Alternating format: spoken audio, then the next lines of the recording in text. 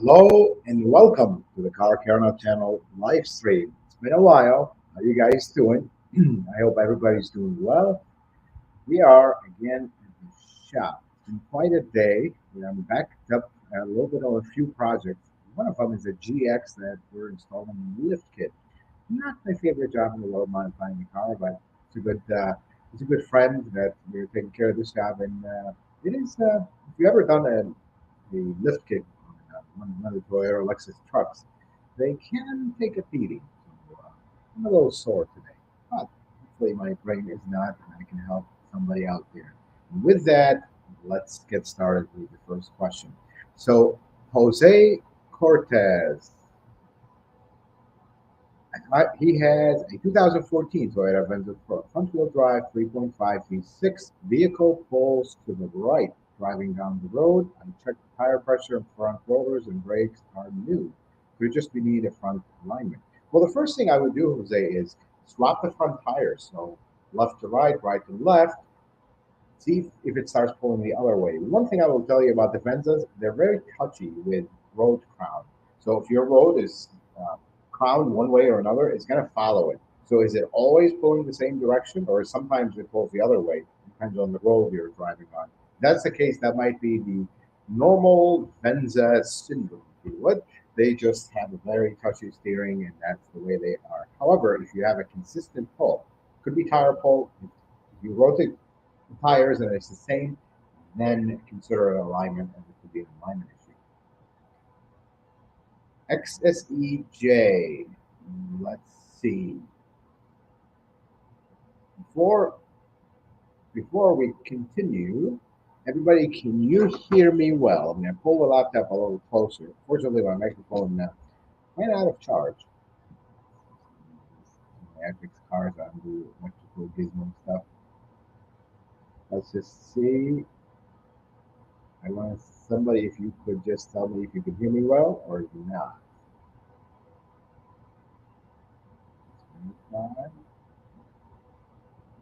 Okay, I think we are good. Let's try that again. So XSEJ, my 2009 Venza V6 all-wheel drive has a whining noise from a viscous coupler last year when the mechanic replaced the whole unit with a used one. After over a year, noise came back again. What to do? I would replace the whole thing, and you want to check your tires and check, are you towing this car with one wheel, like two wheels on the ground, because this is something that uh, Benzes are known for. If you tow them with two wheels on the ground, two wheels up, they're going to destroy that viscous coupler. The thing with the viscous coupler, why it makes noise, the outside of the housing is a big bearing. And that bearing is what really destroys things. So you put a used one, it's a common problem with these. So the used one might have not been so well to begin with. That's really consider buying a new one and you're not going to have issues, but make sure your tires are the same brand and size and make sure you're not towing this with wheels on the ground. And Jake Duncan, 21 Tacoma, wants to protect transmission when towing. Should I always use S mode? Is it okay to put in fifth gear since it is an overdrive gear, or keep trucking forward? Congrats on the new shop. Thank you. I would tow and drive, honestly. You could try putting it in fifth gear, the overdrive, but just don't overdo it. Don't drive it too high, because that's also not good. But if you're driving kind of moderate speeds, you're okay. But if you drive at higher speeds, you might want to put your career to drive and watch the temperatures, perhaps consider an additional cooler or something of that nature. Another question. Do you happen to know the torque specs for the valve cover bolts and 2012 Camry 2.5 foot cylinder? I would have to look them up. You can look them up at Tech Info, folks in the US. If you want access to the repair manual, don't buy one, don't go here. This is the official repair manual. It's available. You can use it. It's the best, the most accurate. It's the same thing that a dealership have access to, the same thing I have access to in the shop. Just get a membership for a day or two. I think it's like $20 or something. You'll get access to everything. You can print whatever you want. You know, if you have a day off, maybe print the whole repair manual for your car page by page. You can do that. It's information. That's why you pay for access. That's the best source to get everything. So Carlos, I'm Carlos from Arizona, Phoenix. I like your content and look forward to live. Thank you, sir. I appreciate it. Robert, have you worked or seen a Toyota Century that are apparently being brought into the U.S. now? Are parts and lack of training repairs the biggest risk in buying one? Video on one? I haven't worked on one because they're only in Japan, and I'd love to. If anybody has one in your local in the Chicago area, would love to see one. Put it on the list, check it out. I've never really seen one in person. As far as parts, these cars are always going to be a problem for parts. This is not exactly a right-hand drive Camry. You're going to have a really hard time finding parts.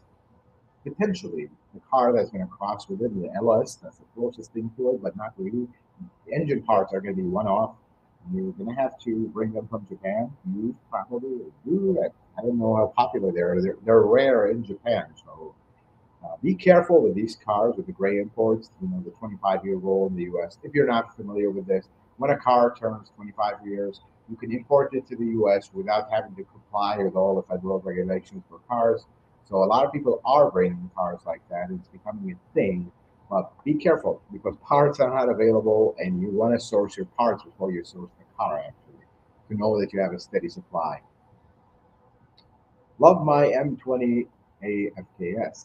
I have a 2020 Toyota Corolla hatchback with 40,000 miles with zero problems. What are your thoughts on fuel injector cleaners? Should I use these cleaners for maintenance? Be careful with cleaners for engines that are direct injected because many of the cleaners actually are not approved for direct injected cars. So be careful with those because for the majority of people, a lot of people ask me about this in the shop. And it's like, if you repeatedly drive short trips and you're always never letting this car warm up, really never getting on the highway, never doing all this stuff, you might consider this every 30 to 50,000 miles, somewhere in that range. It will be a good idea. But if you're constantly driving this car, you get on the highway, you have a chance to really floor it, don't worry about it because this becomes kind of a waste. And if you have excessive carbon buildup, guess what? Even the best cleaner won't be able to clean nothing. So this is where this is kind of a problem with these cleaners and all the promises they make. So, German Rodriguez, how true is it that the factory oil should not be changed until 12,000 miles on new Toyota cars because it has a special break-in? It does not. This is I asked around many and nobody would give me an answer. But then by chance, and I'm not talking to it too much, we don't want to get the people in trouble.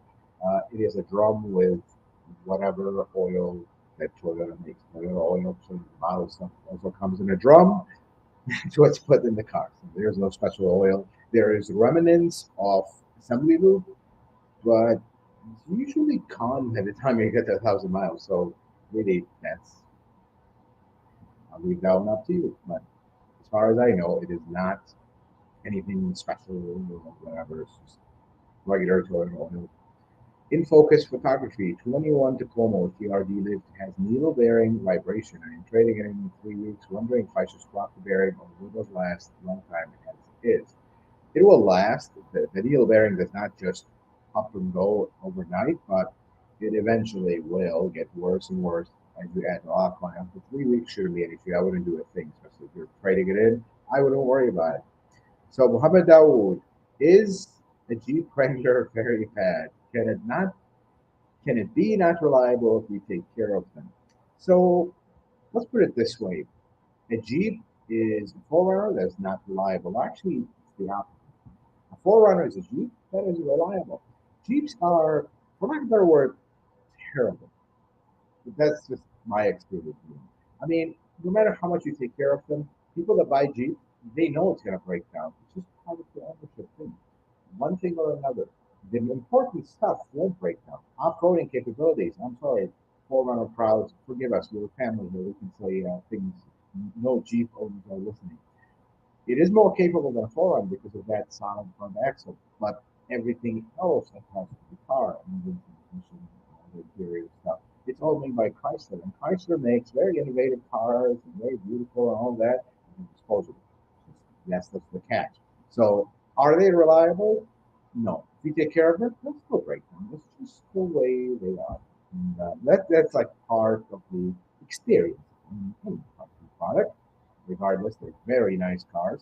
Lease them, have a plan, extend your warranty, and then get out of it because it gets to a point where it's like one thing after another, one thing after another, and you wonder, it's like, when is this ever going to end? And I'm considering the BMW hybrid xDrive 40e. Are they using Toyota tech since they have a cross license agreement? Don't really have much information, but all I can tell you is BMW can't make a reliable car to save their life. They make very fun cars.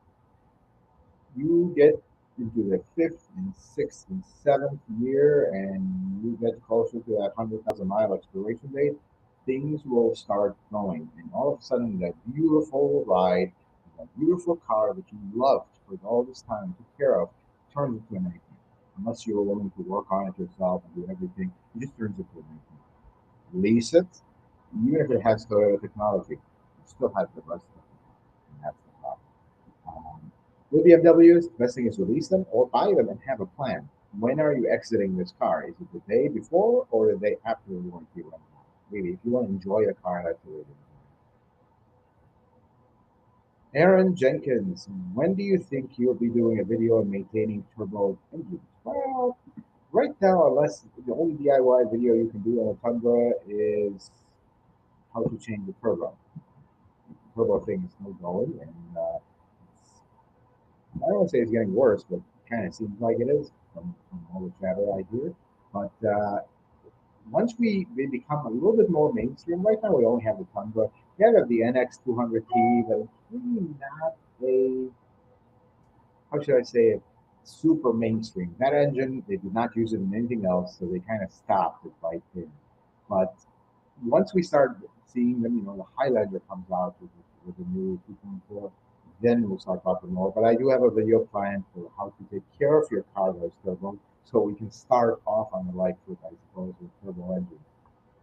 So Nico, I have a 2020 Lexus RX. I did a transfer change, but I did not find pin for 13 port number 4. Do you know why?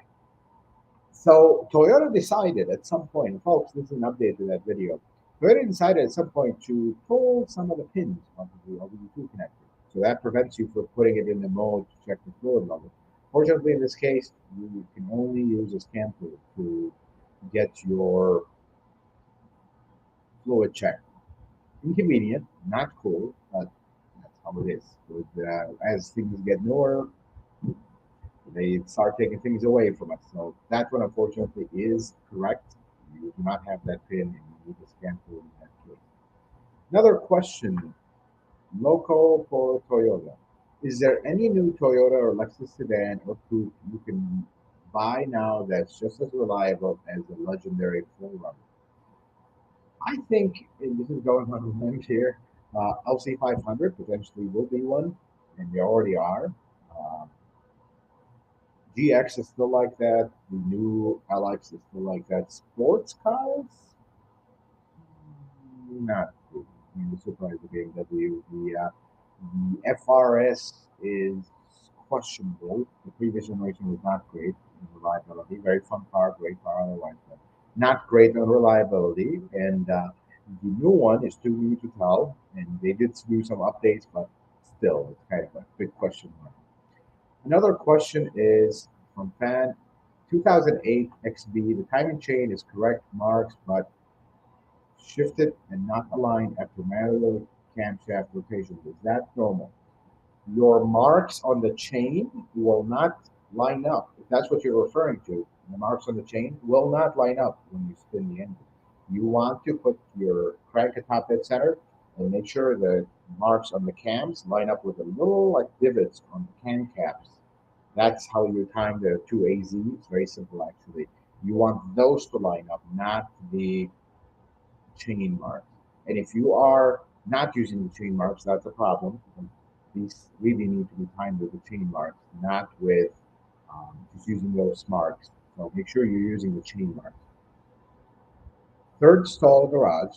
Thank you for your detailed instructions with 2JR water pump and your encouragement to the community. What's your trick for getting that CD support bearing on Camry's free? I don't think my way was best. So we are talking about the passenger side axle in many Toyotas. So the passenger side axle, because you have a lot of real estate, that axle needs to pass past the engine into the transmission. So Toyota decided for somebody who, let's just hope he doesn't store other things. Apparently, he might still do. Decided to put a bearing. And that's okay. Support bearing, support the axle, and kind of keep it spinning straight going into a transmission. But then he followed that up with a bracket that holds that bearing.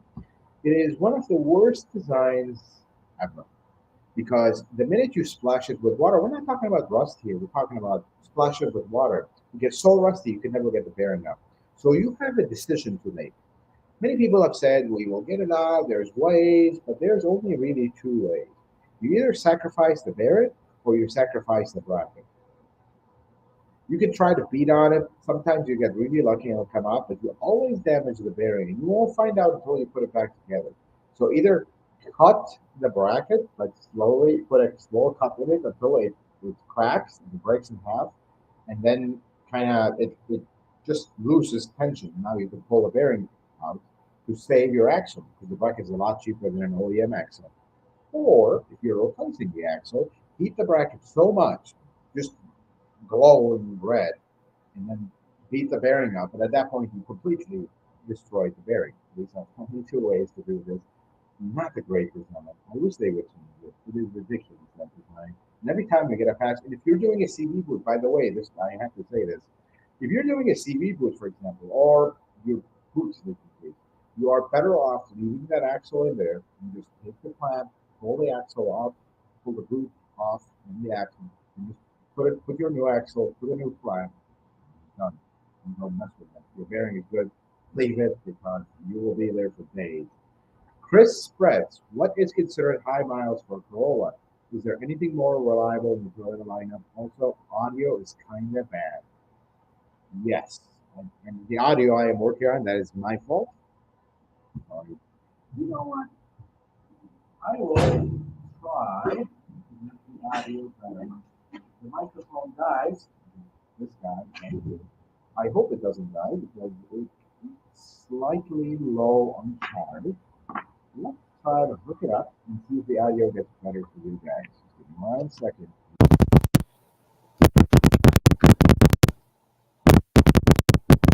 Can you guys hear me now?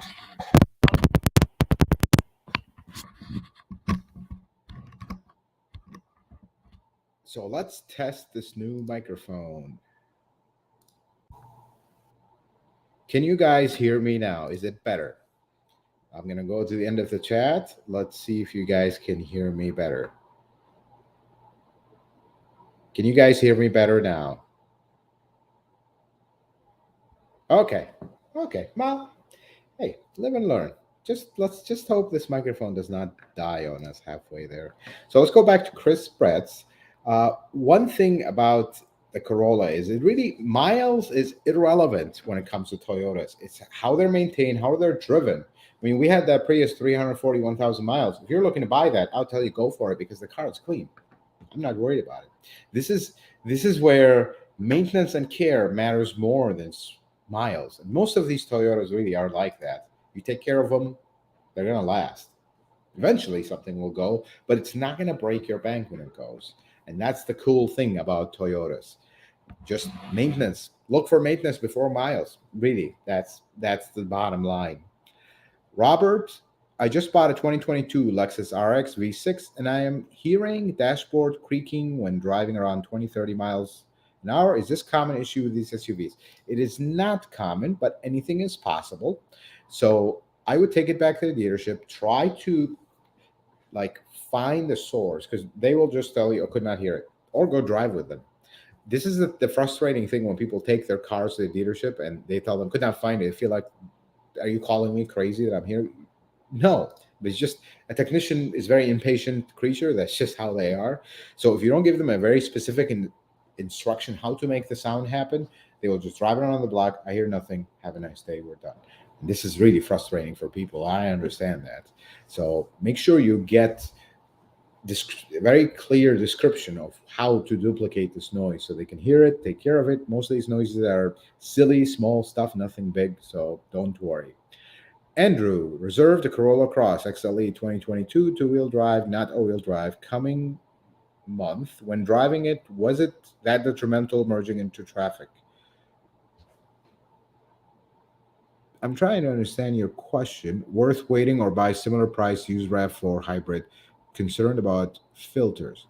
I would not overpay for a RAV4 at the moment, honestly. RAV4s are great, but do not overpay for one. So I would get, if you're going to buy a car right now, you're not in a hurry, don't rush, buy new. Don't overpay for used. At least it's new, you can take care of it, it'll last you a long time. You buy a used one that's overpriced, you don't know how the previous people took care of it. So don't take chances on that. Another question from Keps LGR. You've talked about the RAV4 Prime as having two charger filters, one on both sides of the rear seat bottom, but I can only find one. It actually does have one. That was potentially a mistake in the video. There's only one on the RAV4 Prime. There is an open vent without a filter underneath the seat, but there's only one actual filter, and it is not for the battery, it is for the charger. Let's see here. Chad and Melissa, would you know when the car market will get back to normal inventory? We can't find any new Toyotas in our Tennessee market.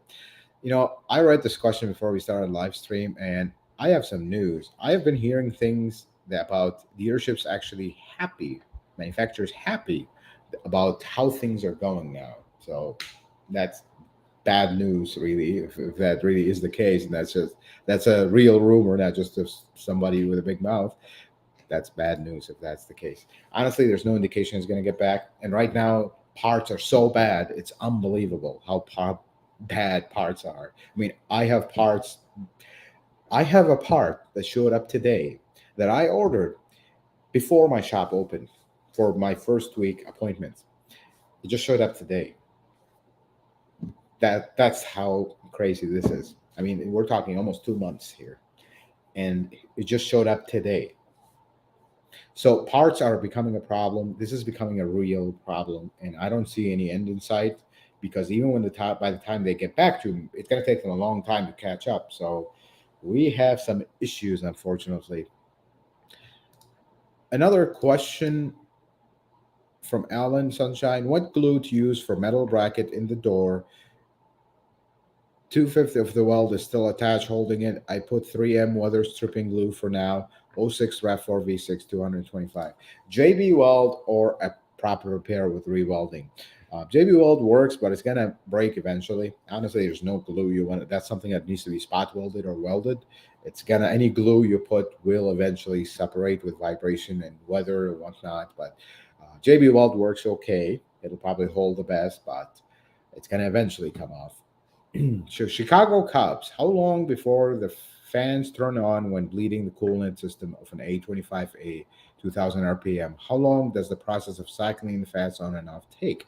So when you run it, if you're in the middle of summer, it should be relatively quick, especially revving it at 2000 RPM, up to 5 minutes. Make sure your AC is off. Make sure all your fan is off, everything is off, because otherwise you're going to be there for a while and the fan won't come on. But the process of cycling the fans will come on, maybe it'll stay on for a couple of minutes, then shut off. If you're really in extreme weather, they might not shut off, and that's when you want to just let off the throttle and see if they immediately shut off, then you're done at that point. So, well, I have to go to sleep. You will see the live stream tomorrow. Well, I read your comment. Thank you, sir, for joining early. So, Miller Webb, I just changed my 2015 Toyota Highlander brakes and front rotors. If one of the sliding pins on the brake caliper is oozing grease but out slowly, how does this affect the braking system on my 15 Highlander?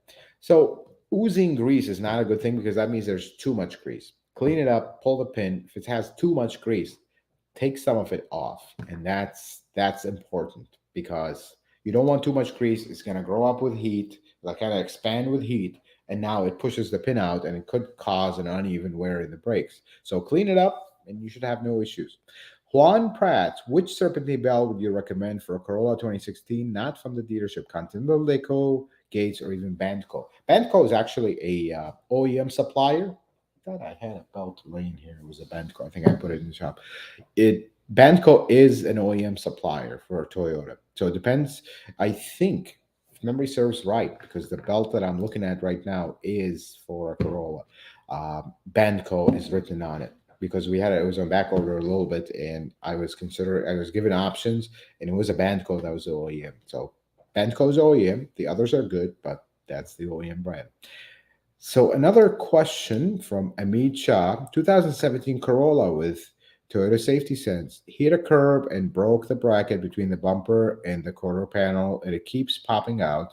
How much of the front bumper can I remove before I need to worry about recalibrations?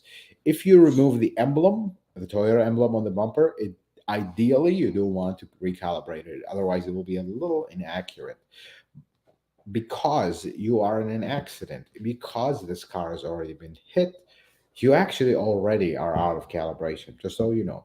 If you pull the bumper out of a car and you do not modify things, you can put it back exactly the way it is, and it will be very, very close, or you actually don't need a calibration. But in case of an accident, you do need a calibration anyway. So pull away and get it calibrated, and you should have no issues.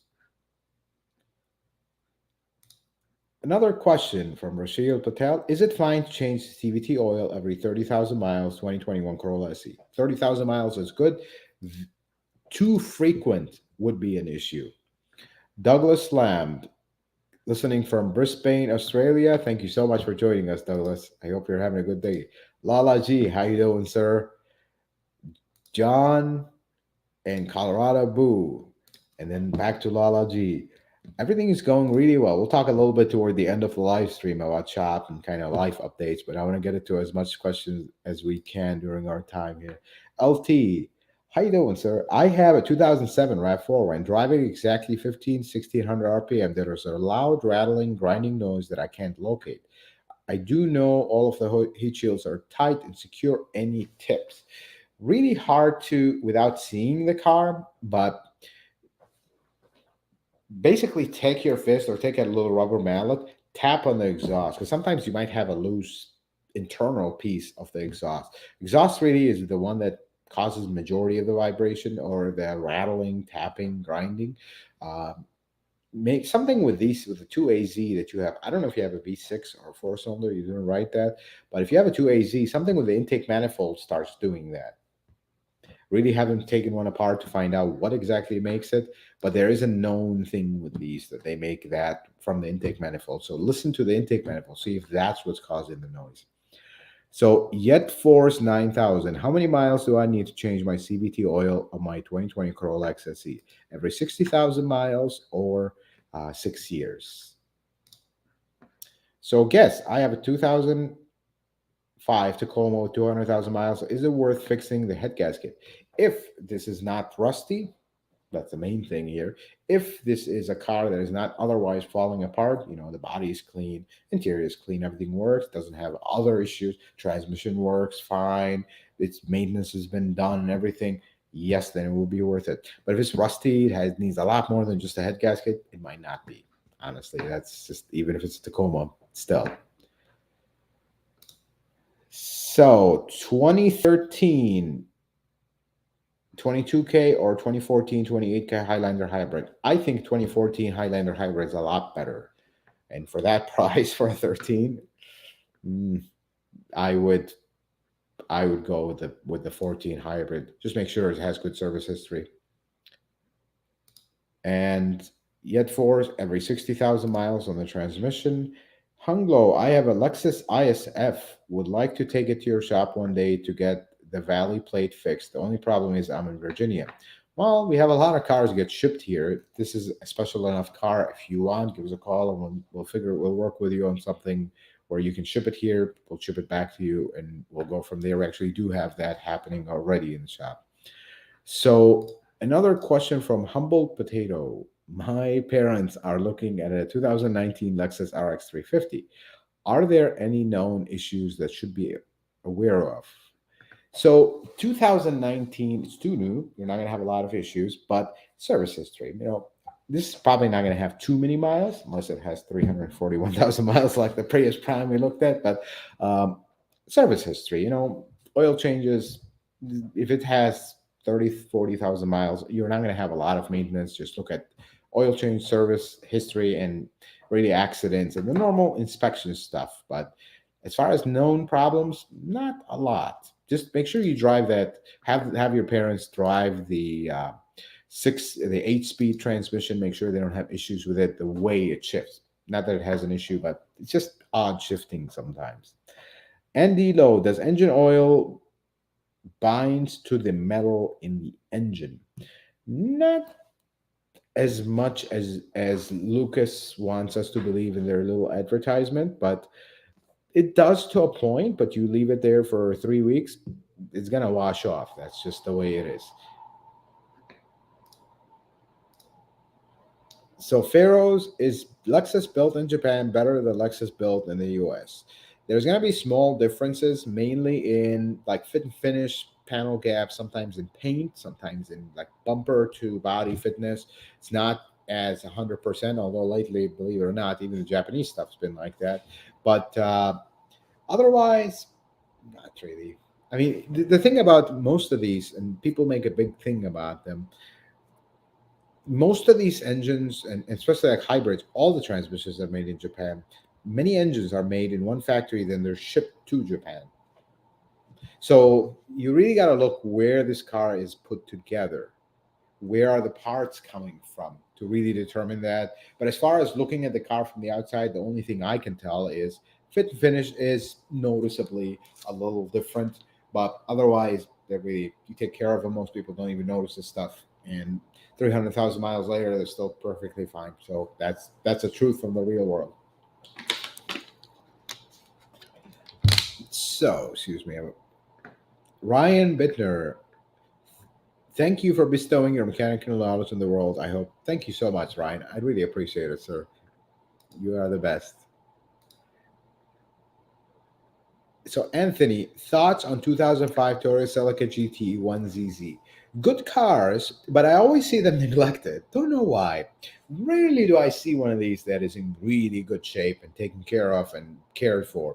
I always see one that's falling apart, rusty, leaky, burning oil, never really taken care of. Be careful with these. You want to do your due diligence and take care of these. They, for lack of a better word, they're a nicer Corolla, if you would.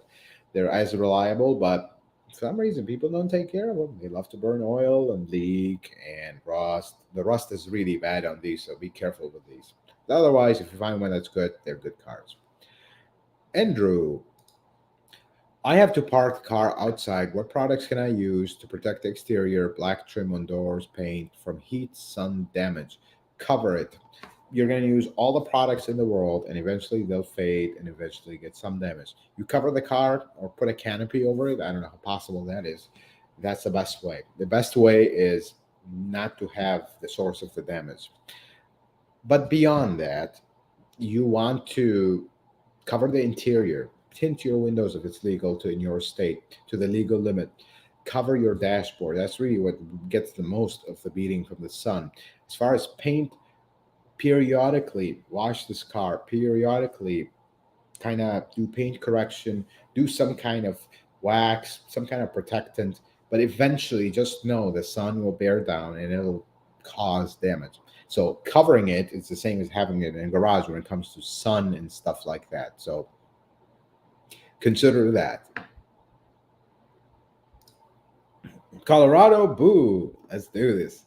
I noticed my Prius turns off with the power button even if I don't put it in park first. Is this harmful?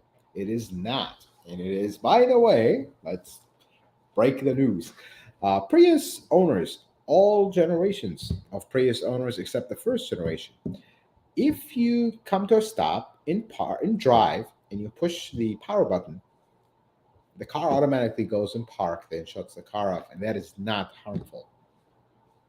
Just I thought a lot of people don't know that. Maybe it's a good video tip. If you own a Prius, here's something you don't know, but that is not harmful. That that is actually programmed in it. It'll just automatically put it in park, then shut off the car.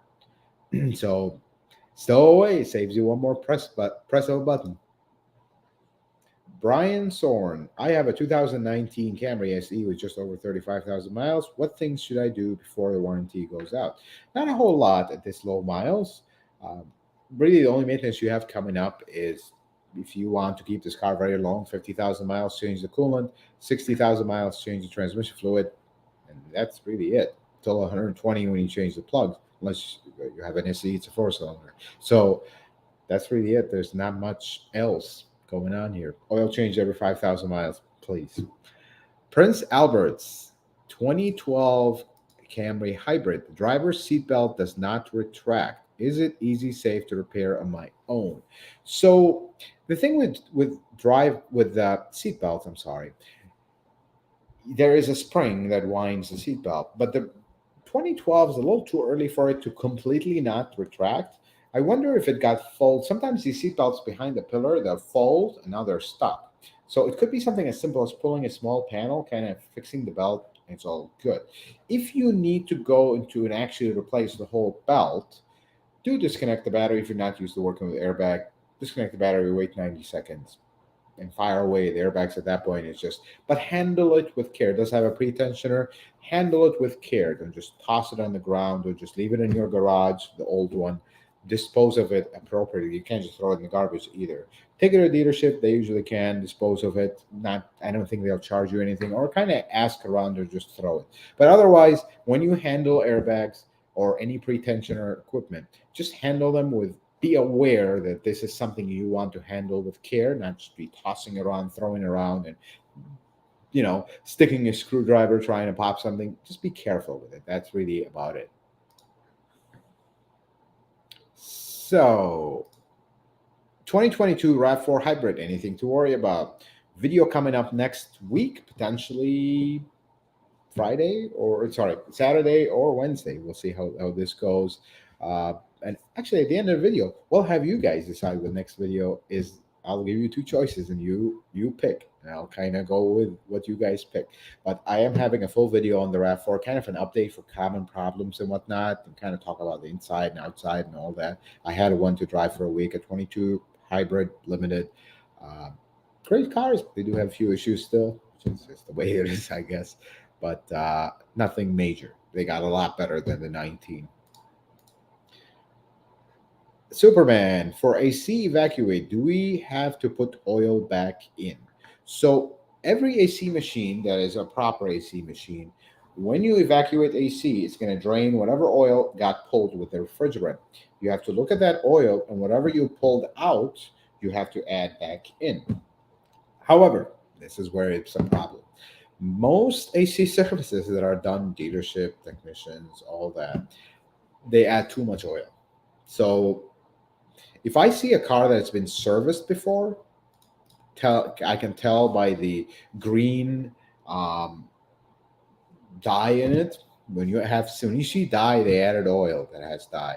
I try to go half what I pulled out because they're always overfilled, and there's no real way to know unless you flush all the lines, take the compressor, dunk it, and then add the correct amount from zero and start all over, which is really not feasible. But as long as you don't overdo it with adding the oil back, you should be okay. But don't just not add oil. That could be an issue. So, Gary, best way to change the rear shocks on a 14 Sequoia Platinum. They're actually not that difficult on a Sequoia. I haven't done one in a while, I'll admit, but they are somewhat common. There was a period where we were doing these every other day, but they're not that bad. Doing it on the floor is a little scary, lifting the Sequoia on jack stands, but otherwise they're not bad. Support the control arm, just pull the strut bottom first, top next, place it, have a nice day. They're not too bad.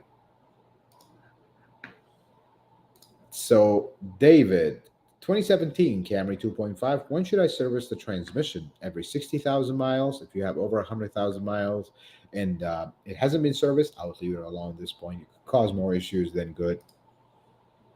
Arnie, my wife wants to wait for the 2023 RX. Should I get the RX 350 Turbo or the hybrid? Personally, I will go hybrid because the hybrid is already kind of proven. It's been out since that engine's been out since 18 in the Camry hybrid, then the transmission's been out for 2020 in the Highlander. So it's a little bit more proven than the turbo one. There's nothing. The turbo one is okay. It's eventually they'll work out all the issues, and just like everything else, it'll be okay. But um, if you want to play it safe, go with hybrid. Plus, the hybrid, in my opinion, makes more sense in an RX than a non-hybrid, especially with a four-cylinder where you actually get better gas mileage. Let's see here.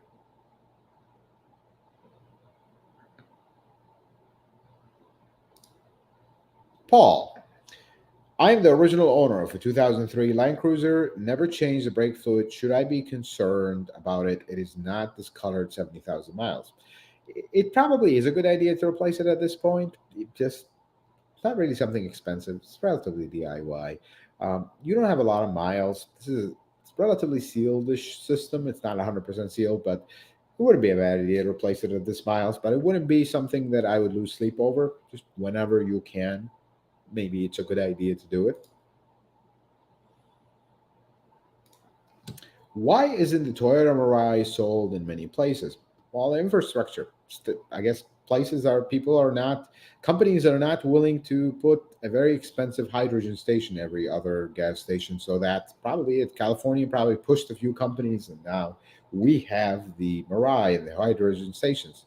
But that's really the problem. It's not the car. They could probably make it, sell it, but uh, the hydrogen stations is a problem.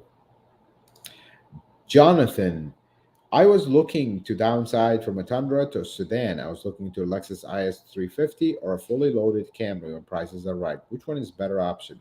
It really depends what you want from this car. Do you want reliable transportation that drives decent, comfortable, very comfortable, family oriented? You can easily carry four people in super comfort and not have issues, and relatively, not super fast, not super exciting, and all that crazy stuff. Just a normal A to B car that is feature heavy, nice. I have a Camry, I love it, but it's not a fun car. I wouldn't call it a fun car. The IS 350, if you buy my least favorite trim, the F Sport, but in the IS 350 it makes sense.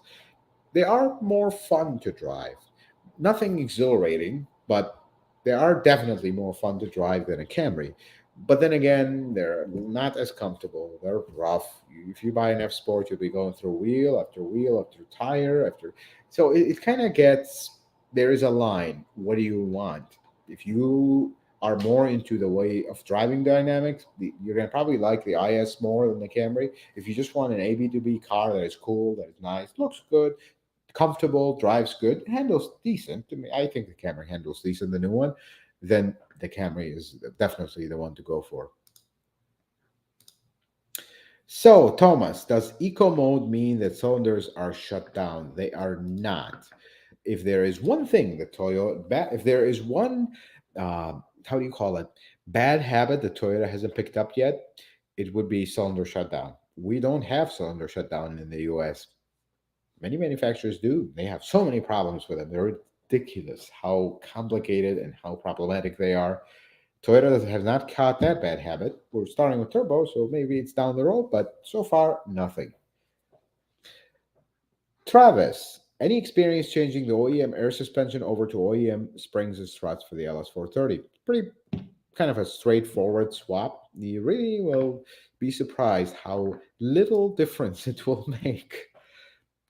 I have to admit that. How little difference it will actually make. Very, very little difference it'll make. And then you don't have to deal. Well, though, on the LS, it is reliable, but, you know, that's. Dreddy G. Can you please do a maintenance guide for a fifth generation 4Runner 2019 with KDSS? So, KDSS is not a DIY system. I can do a But I try, and this is something that we've been talking about. When I say we have a video coming out tomorrow. I'll give you a small hint at the end. But I want to do more maintenance videos now that we have Lyft and we can really film stuff very clearly. I want to restart a lot of the DIY videos that we've done over the 2 years we've been live to kind of give you a much higher quality video. Um, but anything with KDSS, it is not a DIY system. I am finding a KDSS right now in the shop. They are a pain to bleed. You need special tools, not the DIY system when that one shock decides to come out all the way and now your sway bar doesn't want to go. Now you got to bleed it and pull it. And yeah, it just turns into a nightmare. So anything with KDSS is not DIY. But other stuff, yes, absolutely. That is something we've been talking about here. Molly Z, both of our Prius Primes occasionally rattle on a cold start. They're both under 20,000 miles to change the oil, 5,000 miles, 6 months. Change at break-in 1,000. Sounds like a VVTI rattle. What is this sound? This is potentially something that has been kind of growing in the background. It is how would I call it? A cold start misfire from moisture from every engine when it starts it actually has a tiny little bit of misfire. That is normal, but in hybrids and in the prime as well, actually in the Prius, for kind of lack of insulation, you actually hear the transmission rattling. It's not even the engine rattling. But I would want to hear a noise like that to really tell you if it's what I'm talking about, the cold start rattle in the Priuses, or is it a VVTI noise? Highly doubt it in this miles and this generation. I'm thinking more it's the other one. My Camry does it, and it doesn't really bother me because I know what it is. If you, especially if you don't drive it a lot and it's parked for a long time, it's gonna do that. That is normal for these. So don't. This is the problem, folks. Let's talk about this real quick because I get a lot of emails about this, and a lot of people call the shop asking about this. When you have a cold start rattle, you can't automatically assume it is VVTI because if you own a 2A RFE, they're gonna do that. I used to own a 12 Camry. It did that every single morning, but it was not VVTI gears. 2AR will make that 2.5 liter. That is the older engine now, but you gotta get ears on it by someone who've heard these noises before, so we can determine is this the cold start rattle thing with the Prius, which is normal, or is it, or sorry, not just Prius, hybrids. My Camry does the same thing occasionally, but or is it a VVTI rattle? There's a big difference in sound. VVTI rattle is going to be more deep, metallic sound that makes you feel like something is going to blow up. It just sounds bad. But the typical start rattle, it is not as extreme and loud. So let's see. So, what is the difference between Cygnus and Lexus? I don't know what Cygnus is, so I can't really answer that. Maybe it is a brand somewhere. I have no idea. If you could elaborate further and we can get to it, I would love to help as much as I can. So, Tan, Toyota Camry 2000 JDM, is it a keeper? Parts are hard to come by. Again, that is the biggest problem. You kind of answered your own question. It is problem with parts. Even the best car is going to need something at this point. If you can't get parts, it kind of becomes a problem because now you can't fix anything. You have to mend everything. And certain things you just get to the point where you just got to replace them. And that's the problem. Somebody said, Kathleen said, love the uniform. Oh, we fixed the underwater volume because yeah, that was me. Uh, Uniforms. I have new uniform. Talk about that in a little bit and more about that tomorrow. Do you have any idea when we'll be able to order a 2023 RAV4 hybrid? Honestly, at this point, I would have expected them to start with 2023, but we're behind on everything. So it's really hard. And in these times, it's really hard to guess on this. Pete Martinez, I have a 2014 IS250. My mechanic replaced the spark plugs. I got the car back, and now the display has track off. What could be cause for this? It's really hard to tell. You'd want to get it scanned. If they left the door open too long, maybe the calibration for the R8 sensor got wiped out and just needs a quick calibration. There's a lot of reasons why the track control comes off, kind of like a check engine light. And by the way, if your check engine light is on, that could be a reason why your track light is on. That's That is something. If there's more lights, they could be related. But honestly, without scanning it, it's your guess is as good as mine. It's really hard to tell without looking at it. So Southern Grains, any way to turn off eco mode on a 2022 Forerunner? Eco mode is not really eco mode. It's just a light that tells you that you're driving economically or not. I don't remember right off the top of my head if this is in many models you can turn off the light, but I don't recall a Forerunner. Never really been asked that question. Um, I have to look into that one. So let's try this one. Marcos, I have a 2015 ES350 having an issue with parking sensors. Having Lexus Platinum package, dealership loves to throw caution in the wind. They tell me that it's environmental or accidents. Huh. Well, I'm trying to understand your question. Um, if you have issues with the parking sensors and they're saying environmental, sometimes it could be. Like, if I'm understanding correctly, you mean interference. Something is interfering with the sensors. If that's the case, does it happen in the same spot every single time? The problem, if it doesn't, it's probably not. That's that's really as simple as that for them. Ed Vass, I have a Toyota Camry Solara SE. It has a refrigerant. Everything works with the air, but it does not throw cold. Is your low side cold? This is the first thing with AC diagnosis when you have it has refrigerant and everything works, but you have no cold air. Is your cold low side line cold? You turn on the AC, you grab the line. Is it cold? If it is cold, you don't have a problem with the AC. You have a problem somewhere else. But if it's not cold, look at your compressor. Is the compressor coming on?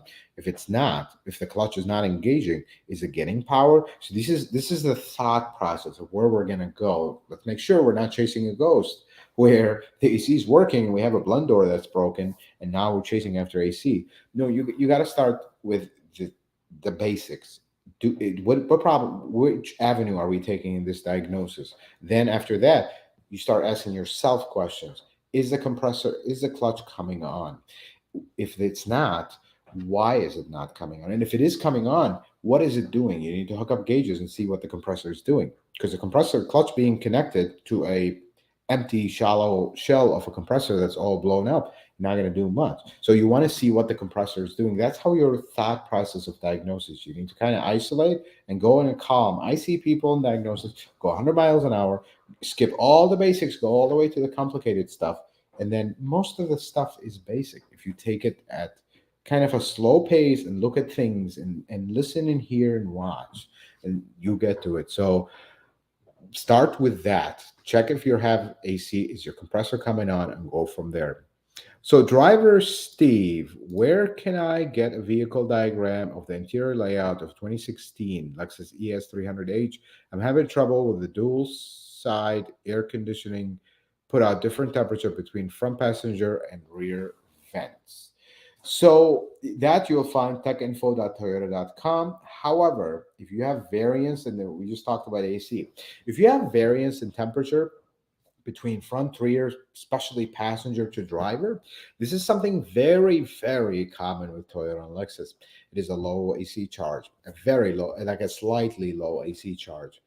First thing I would do in your case, recharge the AC. And when I say recharge the AC, don't go buy a can from the parts store and show. I general warning, folks. First, the gauge on these kits from the parts store is as accurate as a dollar store tire gauge. That's just how accurate they are. They're highly inaccurate. And most of the time, you're not looking at a reading. People connect to it and then it actually disconnects. And the pressure you're looking at is actually static pressure from the little freon you got in the line. Be careful with these kits. A proper AC gauge manifold set needs to look at both sides, not just the low side. And in order to do that, you need to have a little bit more investment in tools. But something about Toyotas, when you have variants, it's almost always low refrigerant charge.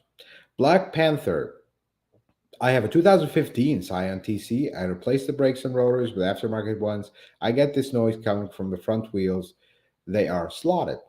Well, it's really hard to tell without hearing the noise, but do these new aftermarket pads have shims?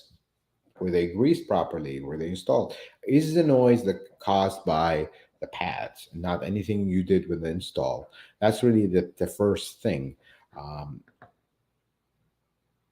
Being slotted is not an issue. I don't see that as causing an issue, but really it's what kind of noise would help me kind of give you more idea on what's going on. So, Michael B. Alarm sounds when any door is open while the car is running. Any way to stop that beside turning off the engine? That sounds like a weird characteristic of the OEM alarm. It should not do that. The minute you start the car, it's off and it's done. Do you have an aftermarket one? And the other thing is there any modifications to this car or any electrical issues? That's the first thing I would look at as well. Is this a factory alarm or is this an aftermarket alarm? So, Marcos, what is the most common issues with parking sensors? Usually, people, I'm sorry to say that, but usually people back into something, they hit it, it goes out of calibration, and then it doesn't work. That's usually the most common thing. Some sensors will just flat go dead, and sensors are kind of wired one after another. So if one in the middle dies, it kills all the ones after it. So that's really the most common stuff that I've seen. Stephen Rapp, thank you so much. We missed you. I missed you guys too. I'm really happy that we're back on the live stream. The last few weeks have been a little hiatus getting the shop going. I'll talk to you a little bit about that. Let's answer more questions. Joe Gleason, what about police auction vehicles? Hmm, be careful with police cars. Look, some of them are good, and you if you pick out a detective car, I guess that's the word for it. They're good, but think about what do police cars do? They're parked, idling for hours, and then all of a sudden, pedal to the metal, 100 miles an hour on the highway, and then come back again, parked, idling. A lot of this is not good, and the fleets are maintained, but they're not maintained by engine hours. They're maintained, every 5,000 miles we do an oil change. Well, 5,000 miles could be the equivalent of 15,000 miles because you've been idling all this time.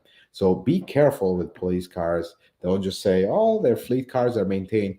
They really see some abuse.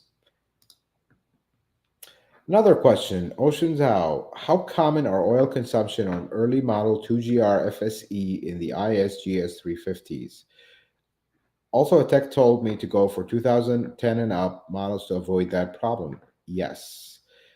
The 2GR FSE had some issues, and if I memory serves right, there was a few year range there that had a recall on it. 2010 and up is okay, it's better, but whatever you do, avoid the 4GR FS.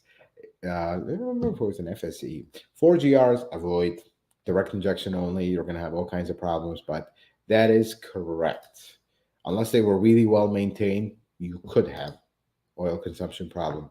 Driver Steve, continuing with my question, it's between the passenger vent and the rear vent and not the passenger driver's vent. I would set my passenger vent at 70 and the front would be ice cold while the rear at 90 degrees. So I would still get the refrigerant checked first. That's the first thing I would do. And then the other thing is, uh, do you have a blend door issue? And that's the next thing. So you want to find, and you can go to techinfo.toyota.com and you can find where that servo that changes direction for the rear and disconnect the servo. This is standard AC diagnosis for servos. You're going to pull, servo is the motor that moves the door, that kind of blends the air. Do we want colder, hotter, whatever the case? You're going to pull that motor, find it, pull it out, and then you're going to see a little arm or like a mechanism that it moves. Usually, sometimes a gear, sometimes a little arm, depends on the design. You're going to pull that down one direction. If the air turns hot, change it the other direction. If it goes all cold, now everything is good. You could have a problem with the servo, but if You do that, nothing changes. You might have a problem with the door itself not moving, stuck, something inside the box. Very rare with Toyota. It is really, and Lexus, I think you were talking about a Lexus here. Usually it's a servo. Servos, their motors, they get weak over time. They don't have as much force to open that door. So that's the other steps. But do check the refrigerant charge first. So, folks, we'll take a few more questions and we'll call it a day. Mohammed, I have a 2021 Toyota Corolla. I currently have 57,000 miles on it. What else should I do to keep it in great shape as it already is? I would change the transmission fluid when you get to 60,000 miles. Use original fluid, make sure it's a proper procedure, and you should have no issues. Lights and fans of the West. I've heard that the Toyota Crown is a replacement for the Avalon. Will it and its SUV variant be available for the US? And what is the starting selling price? I know nothing. Yeah, that's what I'm gonna say. Um, okay, the Toyota Crown might not be what everybody's thinking it is. That's all I'm gonna say. You'll find out more when they release stuff. I don't like to do the journalist riffraff, rumor talk, and all that, but you'll see it. But it's not gonna be a replacement for the Avalon, unfortunately. I love the Avalon. I wish they didn't ruin it. Toyota ruined the Avalon, folks. That's what I think. 2010 Lexus LS460 brakes are vibrating. Something with these LS460s, are your control arms loose? Because you could have a very slight vibration from the rotors being warped. It will be significantly amplified when you have loose control arms, which are notorious on these. I have a LS460 that's coming in the shop. We're going to film it in a few weeks. That the entire front suspension is getting replaced. Everything, folks. I mean, everything. It's a big job, and a lot of parts are getting, basically every single control arm, everything is getting replaced. But check your control arms, and if everything is good, then it's just warped rotors. Nothing to it after that. So Sean Larkin, why does the Camry hybrid have lithium-ion battery and all the other trims have nickel hydride? They wanted to create a trim that has kind of give it all best gas mileage, if you would. Um, they went with lithium ion probably because it's lighter weight. But in an XSE Camry, when you have all the seat coolers and all the leather and all this that, does it really matter when you have a little bit more weight? A little bit. It just didn't make sense. But when you have an LE that has hubcaps, doesn't even have alloy wheels, it doesn't have a lot of options, doesn't have a lot of weight. Removing more weight would actually get it better gas mileage. So they went for it. So Jamil, I have a Honda Pilot 2005, it's bulletproof, but my wife insists on getting Lexus 350. But here, Lexus got stolen big time. What is the Toyota doing about this major theft issue?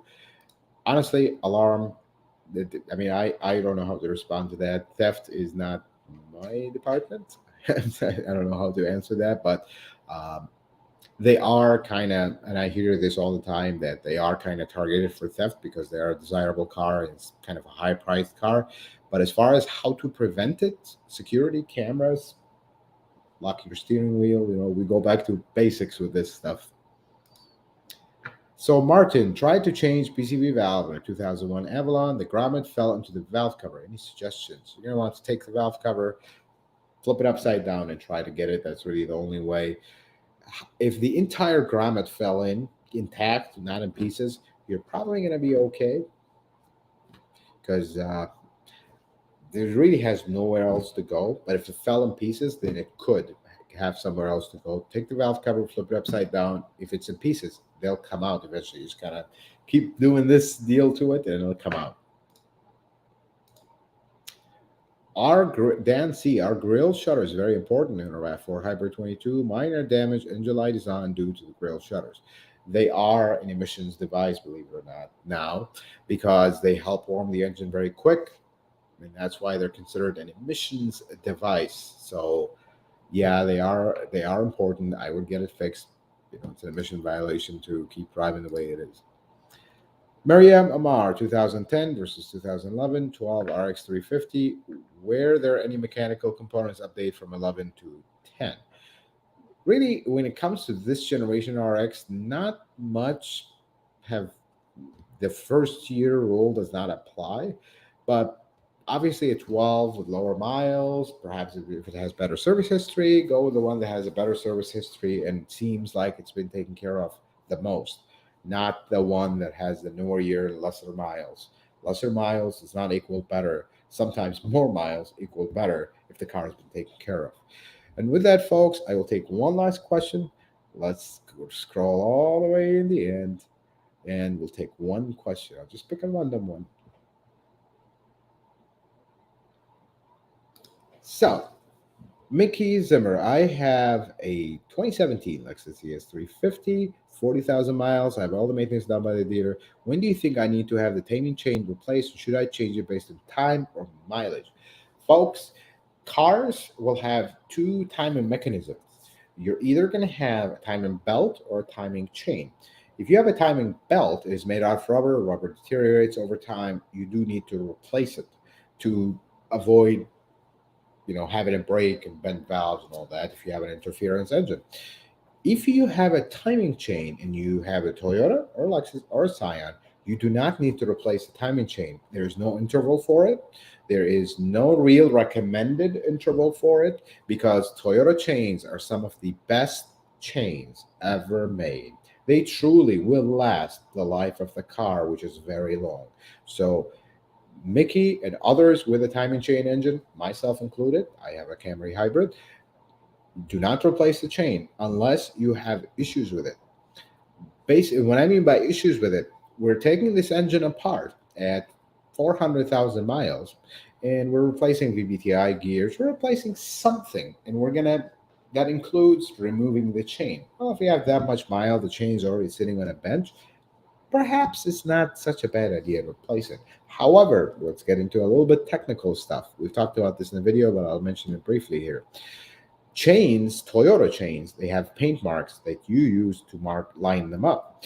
These paint marks are actually not just paint marks, they're wear indicators. If this chain heats up to a certain point where it's too hot, they're going to start fading. When you see them faded completely or you can barely see them, that's an indication you need to replace this chain. Very rare. Basically, this is the best way I can put it. Maybe I have found one, maybe none out of every 100 engines that I've opened. That's how low. And some people look at that like, that's a pretty high ratio. That's actually not a high ratio. That's every engine I have been into. There are engines that go 400,000 or 500,000 miles that nobody has been into, and they're running perfectly fine. When I've been inside an engine, there's a problem. Pretty soon here, we're going to rebuild the 2ARFE, not rebuild, but like replace a short block. 2ARFE, you're going to see that chain be reused almost 200,000 miles because it has the paint marks. We're not going to worry about it. That's the thing with chains, folks. And with that, I'm going to jump to live. So now, if you write something, I will read it. But let's talk. I have a kind of an update slash review slash a lot of things for a 2022 RAV4, kind of an update to the previous video where we talked about their common problems. And I have a V8 timing belt video. Not step by step per se, but we kind of check out a very cool car, which is actually still in the shop here. And I filmed doing the timing belt on it. Most of it was live, just me working and talking as we work. Which one do you guys want to see Wednesday? And which one do you guys want to see Saturday? Up to you. You guys decide. Meanwhile, you guys decide, and I'll watch the chat stream here. I have a major announcement tomorrow. Video coming out. I'll give you a hint. We have a new team member. You're going to get to meet him. I hired somebody because it's been tough in the shop, honestly. I'll admit. It's working day and night, kind of. And the weekends are off, and that's very important to me. That's why the live stream is today. And I do apologize if this causes some inconvenience for folks, but that want to watch the live stream. It is family time is important, and it's been kind of tough with dealing with everything and working in leadership. But now I'm trying to focus where I work very hard during the week and then take 2 days off for the family, and that's slowly working in and working great for me. But at the shop, we've been backed up so bad that we're a month out, and it's a blessing, but I also want to help as many people as I can that call in and want an appointment, AC is out, whatnot. But it's really been tough. So we hired a new employee. He's working on cars under my heavy supervision. Really good guy. You'll meet him tomorrow in the video. I actually have the video. I'll upload it right now when we're in the live stream. But that's the new updates from the shop. Things are going great. I gave you a full tour of the shop as it sits today, and we have the new uniform.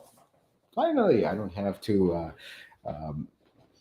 kind of subject Mrs. Car Carolina to oily jeans and oily shirts because I did the uniform company really got delayed, with everything with the supply chain. But folks, things are going great. I am really happy. I have a lot of video ideas, and honestly, it's been a little tough to get those video ideas into realization. But we're trying now that I have help in the shop. I have help not just with the shop. I have help with filming as well because Mrs. Carcarena is tied in the shop now. I kind of feel like I lost my main right hand person because she's tied up with the appointments of the shop office and all the business stuff. So now I have them back. In the next coming weeks, you're going to start seeing things kind of improve and get back on track. I feel like for some time now, I might have been a little bit distracted, and I do apologize for that, but got to do this. So things are going very well, and look forward for a lot of good videos. And well, God bless. That's the way I will put it, folks. Thank you so much for joining the live stream. And by the way, Wednesday or Thursday, I feel like the family is divided almost 50% here. More said Thursday is better for them at 7 p.m. Central. So I'm going to do this.